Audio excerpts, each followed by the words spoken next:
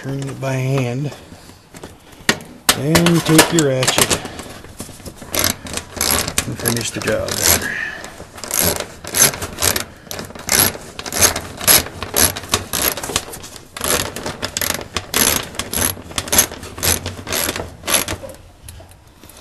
And again, you don't want to go too tight, just snug.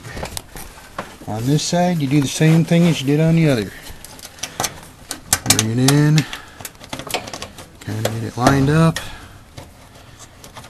Get a start on the thread with turning by a finger. Once you get it started, take your ratchet, finish the job. Again, without tightening too tight. Now the top of the machine is together. The front's still off. The front's the easiest part.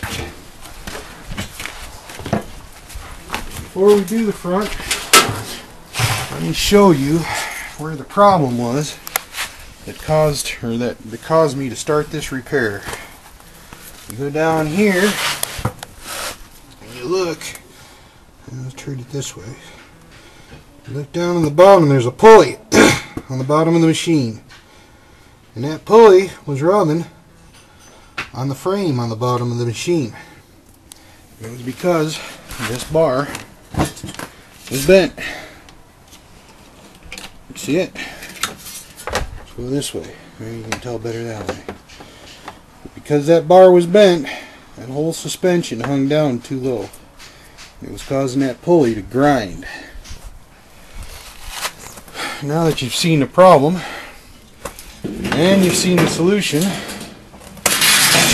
we'll close this part up.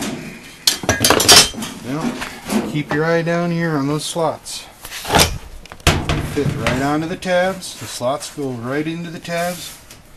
And you push this forward. Try to line it up right here. See, that's where those little clips are. You see it? You try to line this slot up with that clip.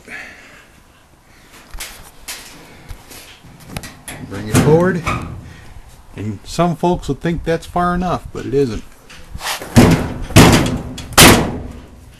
It isn't far enough until you hear it snap into place. You can't pull it off by hand.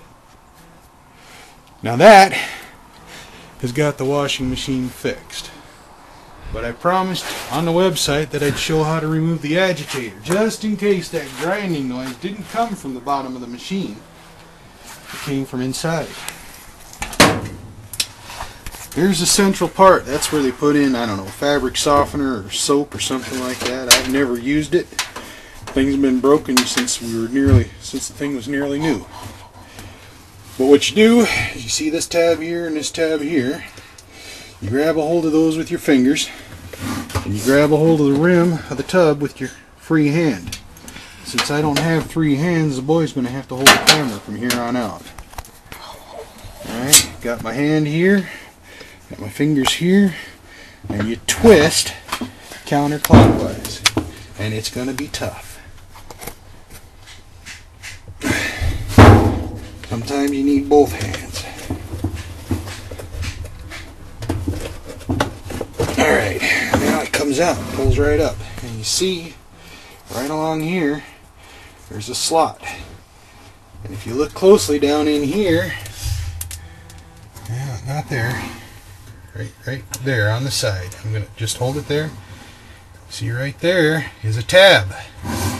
That tab, up, goes into this slot. It slides along and then you twist. In order to put this back in, you slide it down over that tab until it goes all the way down, and you push in and turn clockwise with those tabs. But we're not going to do that just yet. Of course, the first thing you're going to want to do before taking the agitator out is making sure that there's nothing underneath it, like a quarter or a nickel, causing trouble. So you got to run your hand around, see if you can find anything. Well, in this case, of course, we don't. Out of the way, boy.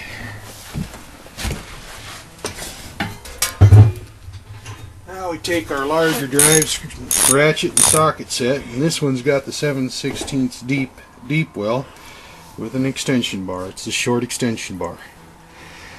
11mm should work as well. Put that down in here, and we set it for a counterclockwise rotation, otherwise known as righty-tighty, lefty-loosey. We're going lefty. And you work that screw out right in the center. Get to a certain point, the ratchet doesn't work so well. Use your fingers. Now note, you got this washer and that screw. There's a little rubber dealie on there too, but that goes right in this hole in the washer. So you want to make sure that that rubber dealie is all the way down the next time you put that washer in. Best if you did it before you did any more work. Then you put that up over the side, you reach in, and you pull out your agitator. It's that simple. If you look in here, there's some splines or teeth. They go over a nylon shaft. That's right here. That nylon shaft goes over a steel shaft, and inside that nylon shaft are more splines. On the bottom of that is a nice shiny washer. And that's pretty much all it is to taking the agitator out. Now,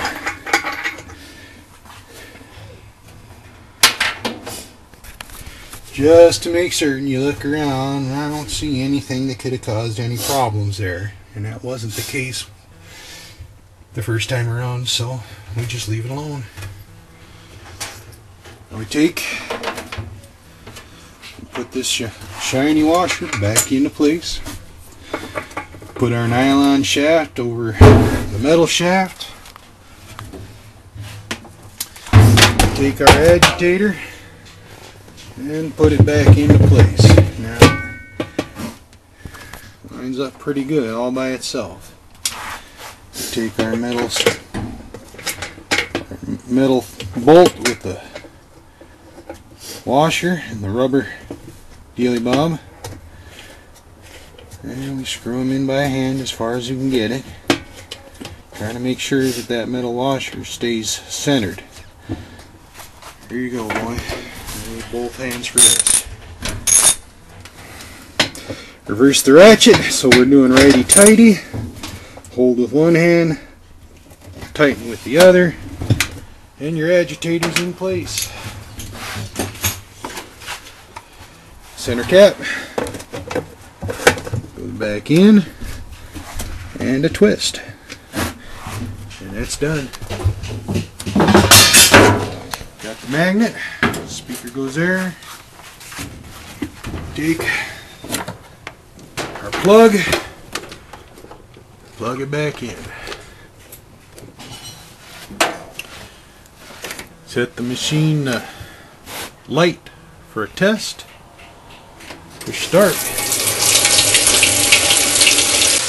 Before I made my initial repair, at the machine would start growling, and that was the pulley rubbing up against the bottom. As you can see, it's not doing that anymore. I don't even have my temporary fix in place. So it looks like our permanent fix did the job, and it did it nicely. Anyway, we're going to shut it down, drain it out, load it up. And this time we ain't letting the 7-year-old next to it. So I hope this all helps. Catch you later.